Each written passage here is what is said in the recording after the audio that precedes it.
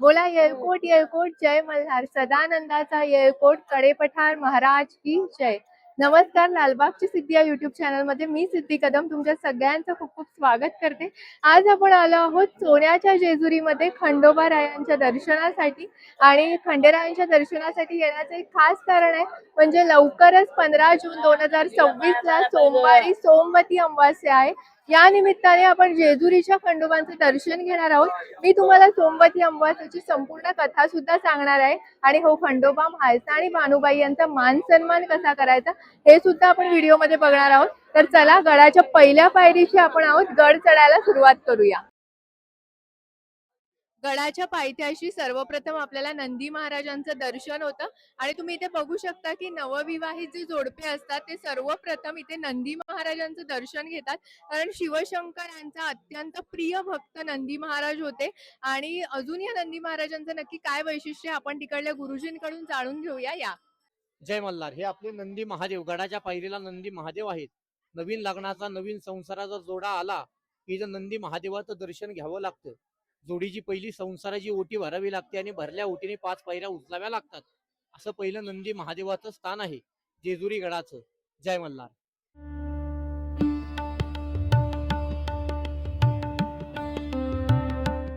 तर आपल्या इथे गडाची जिथे पहिली पायरी आहे तिकडे पूजा करूनच वरती गड चढायला सुरुवात करतात. नक्की या पायरीचं काय महत्व आहे आपण आजींकडून जाणून घेऊया. काय सांगाल आजी, काय महत्व आहे? पहिलं नंदी पूजन करतात. नंदी पूजन केलं का पायरी पूजन करतात. पायरी पूजन 5 पायरीची पायरी पूजन झालं मग 5 पायऱ्या उचलून घेतात नवीन नवरा नवरी.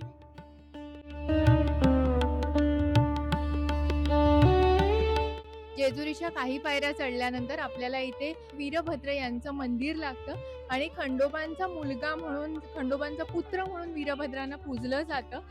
तर पहिली इथे ह्या देवस्थानात येताना ह्या देवळाची भेट घ्यावी लागते आणि नंतर पुढे जावं लागतं. तर आपण इथे पाया पडलोय, पुढे जाऊ. तर इथे या आजी आहेत, त्या आपल्याला खंडोबांचे पुत्र वीरभद्र यांची माहिती सांगतात, आपण ऐकूया.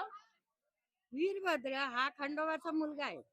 मुलगा आहे तर यांनी काय केलेलं आहे, 36 लाख सैन्य त्यांनी मारलेले. हे इथं थांबले आणि खंडोबाला वर पाठवलं की तुम्ही वर जावं लढाई करायला, मी खाली. म्हणून 36 लाख सैन्य यांनी मारून टाकले. तेव्हा यांना पहिला मान आहे इथं, आणि मग वर जायचं.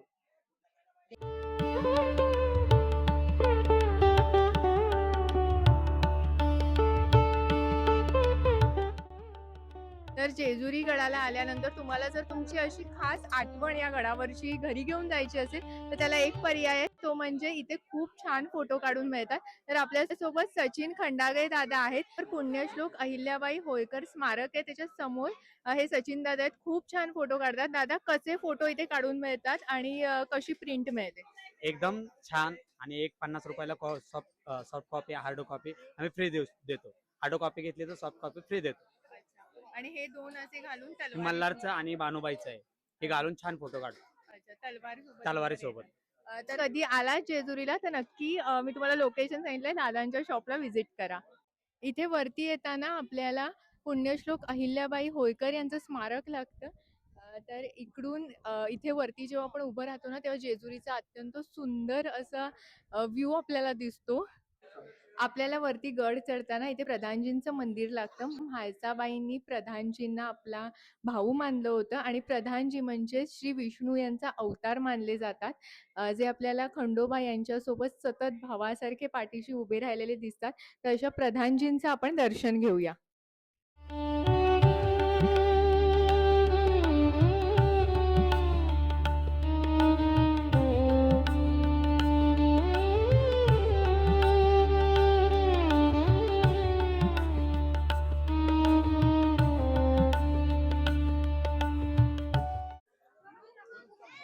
जवळजवळ 200हून अधिक पायऱ्या चढून आपण खंडोबा देवांच्या मुख्य द्वाराजवळ आलेलो आहोत. मला खूप उत्सुकता आहे दर्शन घेण्याची. खरं सांगू, ऊन खूप आहे, पण अजिबात कुठे थकवा जाणवला नाही. खंडोबा देवांची कृपा आहे. चला आपण देवांचं दर्शन घेऊया. येळकोट येळकोट जय मल्हार.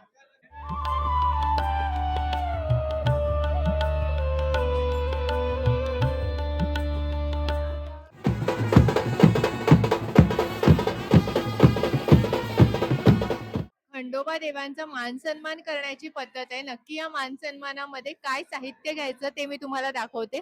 तर यामध्ये मी पहिल्यांदा घेतलंय हे धोतर, सुती धोतर आहे हे. त्यानंतर मी ह्याच्यावर हा शर्ट पीस ठेवलाय. शर्ट पीस साधारण आपण 1.25 मीटर किंवा 2.5 मीटर घेऊ शकतो, असं त्याचं प्रमाण दिलंय. त्यानंतर आपण घेणार आहोत ते म्हणजे उपरणं घेतलाय. त्यानंतर आपण घेतोय टोपी. खंडोबा देवांना दवणा अतिशय प्रिय आहे, त्यामुळे मी इथे दवणा सुद्धा घेतलाय. खंडोबा देवांचं प्रिय फूल म्हणजे चाफा, तर आपण इथे चाफ्याची फुलं घेतली आहेत. देवांना वाहण्यासाठी नारळ घेतलाय, श्रीफळ घेतलाय, सुपारी घेतलीये, खोबऱ्याची वाटी घेतलीये, हळद घेतलीये. वजे हळद आहे, जी तुम्हाला आठवत असेल मी तुळजापूरचा जो व्हिडिओ केलेला त्याच्यामध्ये आपण तुळजापूरची प्युअर हळद घेतलेली. तर आपण या खोबऱ्याच्या वाटीमध्ये ही हळद म्हणजेच भंडारा भरणार आहोत. त्यानंतर देवांना वेगळा वाहण्यासाठी असा सुद्धा आपण इथे भंडारा घेतोय. आणि त्यानंतर आपण देवांना गोड काहीतरी नैवेद्य घ्यायचा असतो, तर त्याप्रमाणे मी इथे हे कंदी पेढे विकत घेतलेत, तर ते सुद्धा आपण ह्या मान सन्मानात ठेवूया.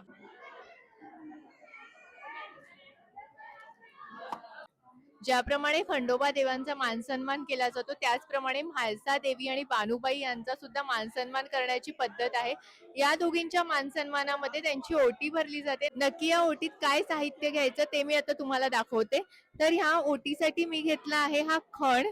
त्याच्यानंतर हे गोड घेतलाय मी ओटीत ठेवण्यासाठी, नारळ, गजरे, बांगड्या घेतल्यात, बदाम, अक्रोड, हळकुंड. ते लक्षात ठेवायचं आपल्याला की असं प्रसवलेलं म्हणजे कोंब आलेलं हळकुंड घेतलं जातं. त्यानंतर इथे मी 16 रुपये अशी दक्षिणा घेतली आहे. जर आपल्याकडून ओटीच्या साहित्यात काही कमी राहिली, काही घ्यायचं राहिलं तर अशी दक्षिणा ठेवली जाते, जेणेकरून कोणती कमतरता ओटीत भासत नाही. तांदूळ घेतलेले आहेत, कुंकू, हळद आणि अशी आपली खोबऱ्याची वाटी आणि त्यामध्ये हळद भरलेली आहे. तर अशा पद्धतीने आपण ज्याप्रमाणे म्हाळसा देवींची ओटी भरतो त्याचप्रमाणे बानुबाईंची सुद्धा ओटी भरली जाते.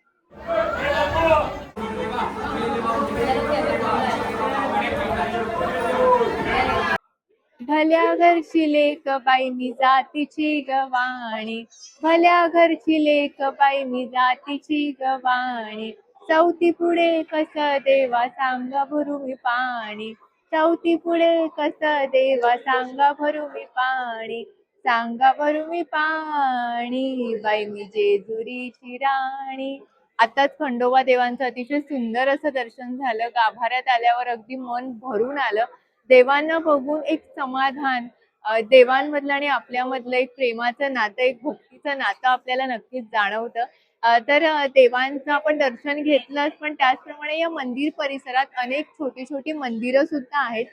तर आपण त्यांचं सुद्धा दर्शन घेऊया. सर्वात प्रथम सुरुवात आपण म्हाळसा देवींच्या दर्शनापासून करूया. म्हाळसा देवींच्या मंदिरात जाऊया. आपल्याला इथे म्हाळसा देवींचं मंदिर पाहायला मिळतं. इथे शिळा स्वरूपात म्हाळसा देवी आहेत. त्याचप्रमाणे इथे पंचलिंग शिवलिंग आपल्याला बघायला मिळतं. इथे विष्णुपद आहे, जिथे नवीन जोडपी अशा पद्धतीने पाया पडतात.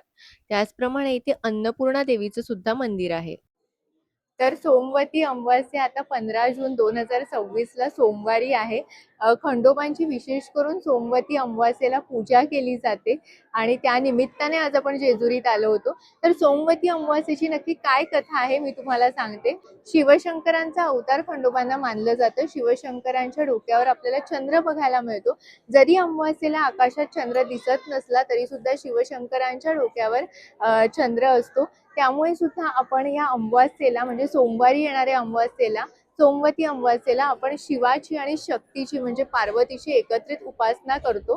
त्याचप्रमाणे इथे खंडोबाच्या इकडे आपण बघितलं तर इथे द्वै शिवलिंग आहे, म्हणजे शक्ती आणि शिव हे एकत्र इथे आपल्याला बघायला मिळतात.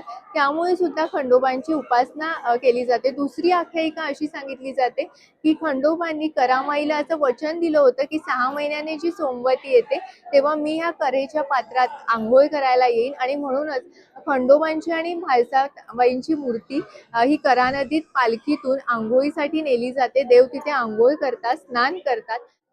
तिसरी आख्यायिका अशी सांगितली जाते की जेव्हा समुद्र मंथन झालं तेव्हा देव आणि दानवांनी समुद्र मंथन केलं होतं. त्यावेळेला त्यातून अनेक रत्न बाहेर पडली आणि त्याचप्रमाणे रंभा अप्सरा सुद्धा समुद्र मंथनातून बाहेर आली. त्यावेळेला रंभा इंद्राच्या वाट्याला आली, परंतु तिच्या मनात कुठेतरी भगवान शिवशंकरांशी विवाह करण्याची इच्छा होती. परंतु शिवशंकर हे शंकर रूपात पार्वती सोबत एकनिष्ठ होते. त्यामुळे रंभाची ही इच्छा त्यावेळेला पूर्ण होऊ शकली नाही. तेव्हा तिने तिची ही खंत नारद मुनींकडे व्यक्त केली. तेव्हा नारद मुनींनी तिला सांगितलं की तू शिवशंकरांची उपासना कर, नक्कीच ते तुझ्यावर प्रसन्न होतील. आणि तेव्हा रंभाने शिवशंकरांची उपासना करायला सुरुवात केली आणि त्यावेळेला शिवशंकरांनी तिला आशीर्वाद दिला की जेव्हा मी खंडोबा रूप घेईन तेव्हा तुझा पत्नी म्हणून स्वीकार करेन. आपल्याला वाघ्या मुरळींच्या अनेक गाण्यांमध्ये ज्याप्रमाणे म्हाळसा आणि भानुबाई या खंडोबांच्या पत्नी आहेत असं आपण ऐकलंय, त्याचप्रमाणे रंभाई शिंपीण ही सुद्धा खंडोबांची एक पत्नी आहे असं त्या गाण्यांमध्ये, त्या आख्यायिकांमध्ये आपल्याला ऐकायला मिळतं. तर ह्या सगळ्या लोक आख्यायिका आहेत, यामध्ये किती सत्य आहे किती नाही माहित नाही, पण जेवढी माहिती माझ्यापर्यंत पोहोचली तेवढी मी तुमच्यापर्यंत पोहोचवण्याचा प्रयत्न केला. तर या रंभा शिंपिणीला भेटण्यासाठी करामाईच्या इथे जे रंभाई मंदिर आहे तिथे देवांचं म्हाळसा देवींसोबत प्रस्थान होतं आणि तिथे करापात्रात देव आंघोळ करतात आणि रंभाई शिंपिणीची भेट घेतात. तर अशी ही सोमवतीची आख्यायिका आहे आणि सोमवतीचा महिमा आहे. गडावर उभं राहिलं असता जेजुरीचं असं सुंदर विहंगमय दृश्य गडावरून आपल्याला दिसतं. इथे संपूर्ण परिसर हा हळदीने पिवळा झालेला बघायला मिळतो आणि म्हणून तर खंडोबाच्या या जेजुरीला सोन्याची जेजुरी म्हणतात. इथे आपल्याला अशा पद्धतीने दिवटीत तेल वाहायला मिळतं. इथे तेल वाहिलं असता आपल्या मागच्या सगळ्या इडापिडा संकट दूर होतात असं म्हटलं जातं. म्हणून सगळेजण मोठ्या श्रद्धेने तेल वाहतात. इथे हा देवळासमोर हा नंदी आहे. या नंदीच्या कानात सांगितलेली इच्छा खंडोबांपर्यंत पोहोचते असं म्हटलं जातं. म्हणून सगळे भाविक भक्त आपल्या मनातील इच्छा या नंदीच्या कानात सांगतात. मी सुद्धा माझ्या मनातली एक इच्छा नंदी महाराजांच्या कानात सांगितली. ती पूर्ण झाली तर पुन्हा जेजुरीला येऊ. इथे अशा प्रकारे तळीभंडार करण्यासाठी खास जागेचं नियोजन करण्यात आलंय. इथे अनेक कुटुंब येऊन आपला तळीभंडार करतात. मस्तकी पुरा अंगावर शाल सदाही लाल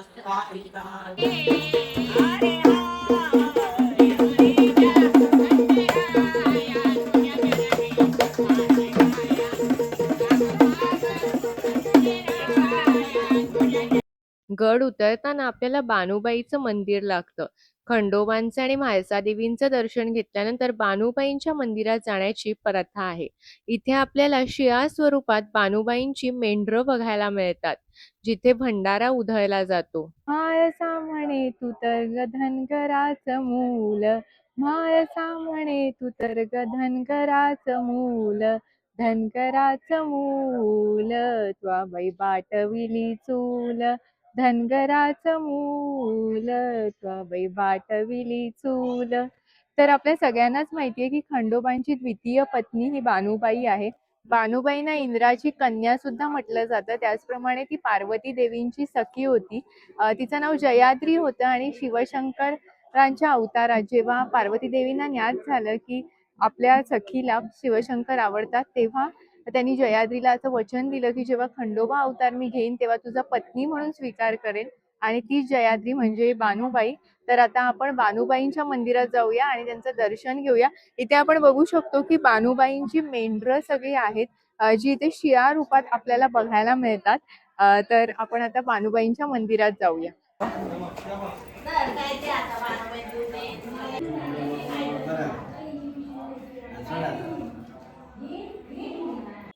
तर आज आपण आलो होतो खंडेरायांच्या सोन्याच्या जेजुरीमध्ये. सोमवती अमावास्येनिमित्त मी तुम्हाला खंडोबांचा, म्हाळसा देवींचा, बानुबाईंचा मान सन्मान कसा करायचा ते सगळं काही दाखवलं. त्याचप्रमाणे आपण सोमवती अमावास्येची कथा देखील ऐकली. तुम्हाला जर शक्य असेल तर नक्की 15 जून 2026 ला सोमवारी सोमवती अमावास्या आहे, त्या दरम्यान सोन्याच्या जेजुरीला नक्की भेट द्या. आपला खंडोबा नवसाला पावतोच. तर तुम्हाला आजचा व्हिडिओ कसा वाटला हे मला कमेंटमध्ये नक्की सांगा. असेच नवनवीन व्हिडिओ पाहण्यासाठी लालबागची सिद्धी या चॅनलला लाईक करा, शेअर करा, सबस्क्राईब करा. धन्यवाद. बोला येळकोट येळकोट जय मल्हार, सदानंदाचा येळकोट, कटेपठार महाराज की जय.